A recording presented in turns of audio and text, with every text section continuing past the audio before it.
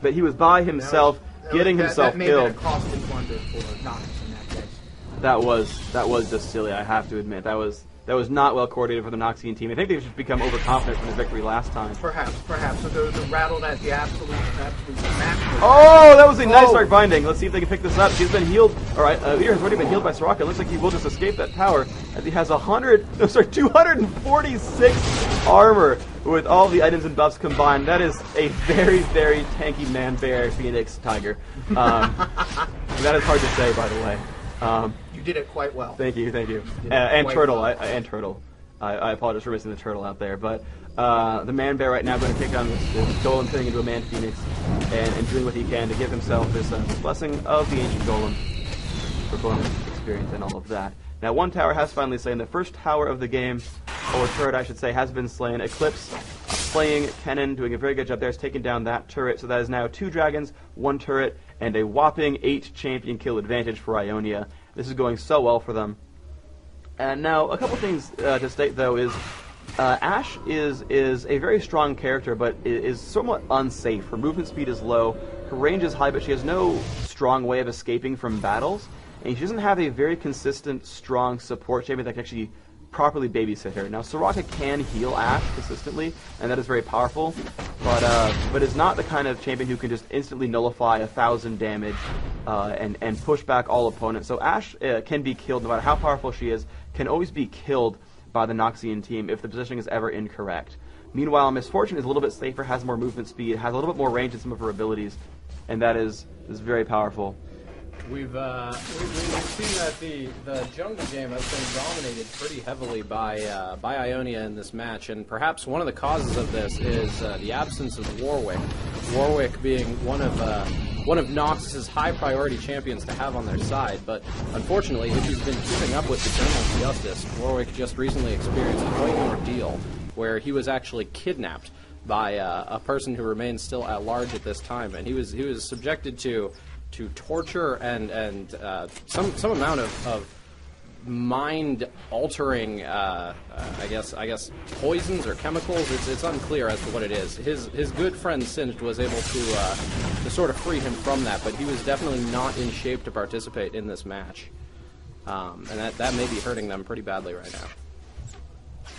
Also, on that subject, many summoners have asked why Urgot and Swain have not made their appearances for the Noxian team either.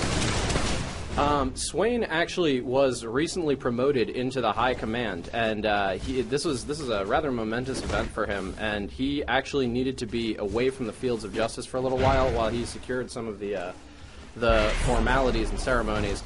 There are some rumors that there may be varying opinions in the High Command about his participation in these things. Also, I mean, if we look back, right before the invasion of Ionia, he was the master tactician of Noxus, and he was pretty much flawless in his performance, but he was suddenly decommissioned right before the invasion took place, and was pretty much not heard from again until just recently when he joined the League. So quite a bit of speculation has been occurring about it. Looks like we've got some action. Here we go, and Amumu is the center of potential for us, getting dropped down. The Morgana will fall. That is another kill for the Ionian team. They're now trying to chase down on Sion. It looks like Sion is in very bad shape, and he will drop down as well. That is now 10-0 the score for Ionia, and they are grouped up to push down to this bottom lane very, very powerfully. They have now walked across Vladimir, and this could be very scary for them, as Udyr is jumping all the way in, and they're going to drop down whom they can. And there is Friend in the middle of everything with his Singe, and that is a lot of damage. Amumu landing the bandage toss, and yes, Singe will go down. Vladimir is still standing alone now without anyone else to help him. There's the Hemo Plague, and that is some damage output, but looks like the Ionians are still safe, and now Kennen has come across to help us out as well. And oh no, Vladimir has been taken down from behind by Frost and Eclipse, and now it's just Roku playing Misfortune, trying to hold alive for the Ionians. This is a 7,000 armor Udyr refusing to take any damage. Wow, it's definitely looking like a pretty one-sided match. I have to say, this cannot be what Noxus was looking for at all. It's certainly, well, at least for the sake of the match, it's taking longer than the previous one did. But Noxus is definitely, they have to step up their game. They have to respond, but it may be too late at this point. So as we were saying, anyhow, yes, Swain was absent, and it could be in part due to the fact that he has obligations that he must fulfill with his new political status. It could also be that there's there's some things cooking in Noxus which have prevented him from being here. As far as Urgot goes, Urgot was actually, unfortunately, he sustained some damage in a recent match and needed to be in for repairs. And so he is currently with Zon Technicians and also unavailable for this match. So a lot of Noxus's power players just being perhaps even suspiciously unavailable to participate. So my question to you, Freak, is when do you think people will start going for Baron Nashor at this point? I think, or is that even a necessity at this point with the domination that's been going on? I don't know if it's a necessity. So Baron Nashor is a risk. If you go for it, you're convincing yourselves that your opponents will not find it or find your plans, and if they do, they will not be able to react to that in time or sufficiently. So if all of the Ionians are shown to be bottom, the Noxians can maybe go for Baron Nashor and give up a tower or two, but it's worth it. In this case, Ionia really has no reason to take down Baron Nashor. They've been winning every team fight consistently. They've been consistently controlling the Dragon as well. And again, we just see the entire Ionian lineup just prepared for Dragon immediately. The Noxians still trying to run across the map to group up to this. And oh no! Poison Idol has disconnected from the game. The Vladimir will be going back to the Summoner platform. I have no idea what happened to him just now.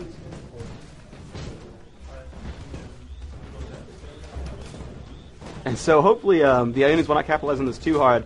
As much as they are winning, they shouldn't be capitalizing. There's a problem with the summoning orb or something along those lines. We'll get to the bottom of it immediately. Yeah, so in the meantime, the Ionians will just simply grab as many of these objectives around the map, these safe objectives, the Lizard Elder, the Ancient Golem, and powering up Frost's Ash, which is a very wise choice. Generally, these long-range physical carries are the right choices to empower during these games. League officials are, as we speak, trying to find out what the situation with Poison Idol is right now and decide if action needs to be taken. I saw comments. We'll have a report on that. We'll have a report on it fairly soon. Okay. And yes, we see the exact same thing happening here as Roku has been donated the Blessing of the Lizard Elder on the Noxian team. So both teams having the same sort of ideas. The Ancient Golem has respawned as well, so we'll see who on Nox will try to take that buff away for themselves. In the meantime, we just see a very, very powerful Ash being played by Frost. These very high-profile items: Infinity Edge, Infinity Edge, Last Whisper, Elixir of Agility, red and blue buff. This is a very, very deadly champions. Our spies have incapacitated your summoners, says Poroku. Uh-oh, a little bit of misdealings potentially from the Ionians. A lot of speculation going into this match that the champions selected for the Noxian team were quite a bit stronger than the champions available to the Ionian team, but pretty strong demonstration of the power of Ionia here in this match today. We see all the summoners in the game now trading some lines back and forth. If you look down here, they've been there's no taunting love. each other. There's no love between either of these teams. Oh, never. We'll see. Yeah, we see Ionia not making any large reason to push. A bit of honor between them, actually. I would think that Ionia, especially with the axe to grind against having lost to Noxus last time, would press the advantage in the 5v4. But it seems like that they're just sort of casually taking their time. I wonder, maybe I can only imagine at this point that unless Noxus really gathers themselves and draws a line in the sand, tries to get back to their game plan, maybe they can pull something out, but it seems doubtful, especially with them being down one summoner currently for unknown reasons. Yeah, I think I actually have an idea. So, I remember, 7 years ago was the last conflict, and the council had stated that it would be 15 years between before Ionia could ask for a rematch in order to determine the fate of those lands, and here we are, only 7 years later. Absolutely correct. If my 7 years is correct. No, I believe so. Okay. So. The primary thing there, again, Noxus feeling supremely confident, wanting to make a public display of their generosity in the circumstance, agreed to the rematch early, provided that the conditions of being incorporated into the Ionian government were met. But this seems to really backfire for Noxus. Yeah, and I think the Ionian plan right now is to not give Noxus a reason to get a rematch too early. They feel very confident in this game that they feel like they will secure their lands away from Noxus, and they don't want to give Noxus a reason to appeal. you know, Precisely. to appeal the match. They're playing it safe and saying, you know, we know we're in the advantage. We don't want to give you know, our lands a reason or an ability to be conquered again for the next decade and a half. And so they're playing it safe and hiding away. If Noxus is unable to pull this out, this will be yet another huge disappointment for Noxus over the past few years. I mean, with the loss of their campaign against the Barbarians, which are now Freljord, with their stalemate against Demacia, with the eventual stalemate against Ionia, you have to think. Oh goodness, good. Poison Ion is reconnected.